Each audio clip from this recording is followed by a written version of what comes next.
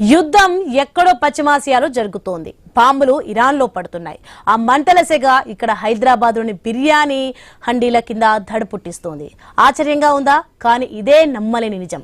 ప్రపంచ పటంలో ఎక్కడో ఉన్న హర్ముజ్ జలసంధి మూతపడితే చార్మినార్ దగ్గర దొరికే మన బిర్యానీ ఎందుకు కట్టెలపోయి ఎక్కింది?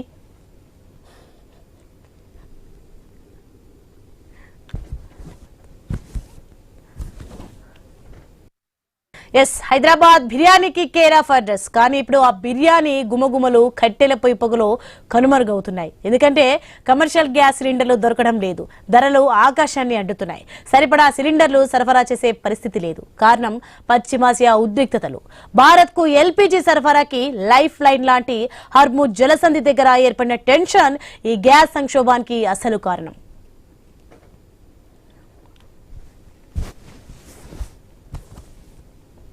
ఇక హైదరాబాద్ లో ఏ చిన్న గల్లీకి వెళ్ళినా ఒక హోటల్ ఉంటుంది. అలా నగరంలో దాదాపు 20,000 హోటళ్లు ఉన్నాయి.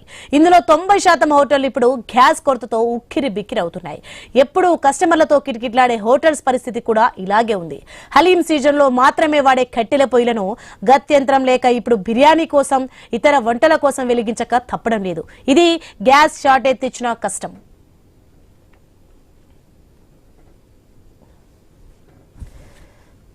ఇక మొత్తానికి గ్యాస్ సిలిండర్ల కోసం రోజుల తరబడి వెయిటింగ్. మరి వ్యాపారం ఆగకూడదు కదా, అందుకే పాతకాలం నాటి పద్ధతుల్లోకే మళ్లీ వెళ్తున్నారు. కానీ ఇక్కడే అసలు ట్విస్ట్ ఉంది. కట్టెల పొయ్యి మీద అన్ని వంటలు చేయలేరు. ముఖ్యంగా యూత్ కి ఎంతో ఇష్టమైన చికెన్ 65, బ్రిస్టా, ముక్కల వేపుళ్ళు ఇవి ఖచ్చితంగా గ్యాస్ మీదే చేయాలి. అంటే త్వరలో ఆ స్పెషల్ వంటకాలన్నీ మెనూ నుంచి మాయమయ్యే ప్రమాదం ముంచుకొస్తోంది ఇది.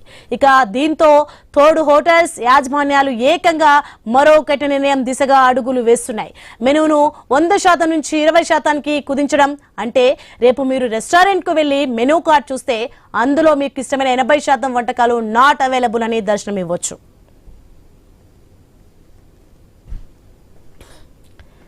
ఇక కట్టెల పొయ్యి పొగలో టైం టేకింగ్ ప్రాసెస్ తో నిర్వహణ భారం మోస్తూ వ్యాపారం చేయలేక చాలా వరకు రెస్టారెంట్లు తాత్కాలికంగా మూసివేయాలనే ఆలోచనలో ఉన్నాయని హోటల్ అసోసియేషన్లు వార్నింగ్ ఇస్తున్నాయి. ఇది కేవలం హోటల్స్ వాళ్ళకే కాదు, సామాన్యుడి జేబుకు కూడా గండి కొట్టే వార్త. గ్యాస్ ధరలు పెరిగితే, కట్టెల కొరత వస్తే మీ ప్లేట్లో పడే బిర్యానీ రేటు కూడా ఆటోమేటిక్ గా పెరగడం ఖాయం. ఒకప్పుడు 100లో ఉన్న బిర్యానీ రానున్న రోజుల్లో సామాన్యుడికి మరింత దూరం కానుంది.